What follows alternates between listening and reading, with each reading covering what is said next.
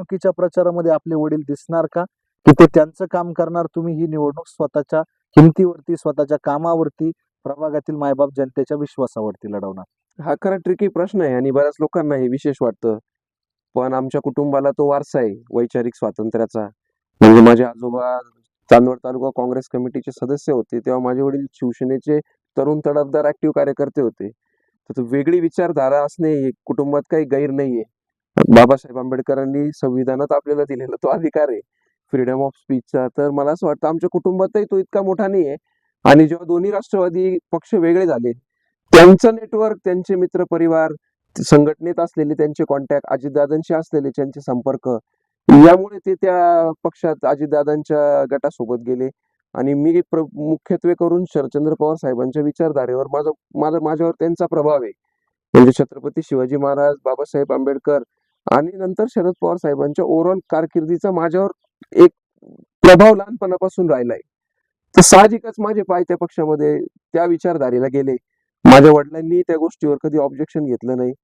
राहिली गोष्ट निवडणुकीची, तर मुलगा म्हणून मला त्यांच्या राजकीय कारकिर्दीचा संधी मला मिळते, कर्तृत्व मला सिद्ध करावं लागतंय, त्यांची मदत नक्कीच होते.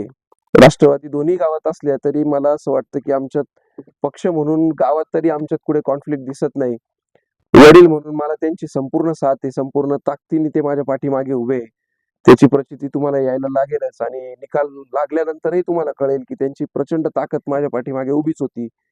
मी काय म्हणतो की राजकारणात तुम्हाला वारशाने फक्त संधी येते, पण कर्तृत्व तुम्हाला स्वतःला सिद्ध करावं लागतं. त्यासाठी मी 7 वर्ष मेहनत घेतली. माझे वडील वैयक्तिकरित्या माझ्यासाठी पहिल्यांदा मैदानात उतरले. गेली 7 वर्ष मी माझ्या पद्धतीने माझ्या प्रभागात काम करत होतो. लोकांचा पाठिंबा मिळवण्यासाठी भरपूर गोष्टी मी ते करू शकलो. लोकांची साथही मला भेटते. माझ्या कुटुंबातल्या सर्व सदस्य, म्हणजे माझे आई वडील, भाऊ सोडूनही माझे इतर कौटुंबिक, माझे काका असतील, तिन्ही कुटुंबातले, आमच्या आत्या असतील, सगळंच कौटुंब आणि जे मित्र परिवार, मुख्यत्वे मी मागची निवडणूक बघितली होती की ज्या उमेदवाराच्या पाठीमागे त्याचे मित्र उभे, ती सगळ्यात मोठी ताकद असते. तरुण सवंगडी घरचे कामं सोडून जेव्हा तुम्हाला वेळ देतात, तेव्हा तुम्ही राजकारणात जिंकले. निवडणुकीचा रिझल्ट काही लागो, जेव्हा लोकांचा पाठिंबा तुम्हाला या पद्धतीने भेटतो, तुम्ही केलेल्या कामाची पावती जेव्हा लोक देतात, तेव्हा तुम्ही राजकारणात जिंकलेले असता. त्याचं मतात कन्व्हर्जन होतं की नाही आपण ते 3 तारखेला तुम्हाला कळेलच.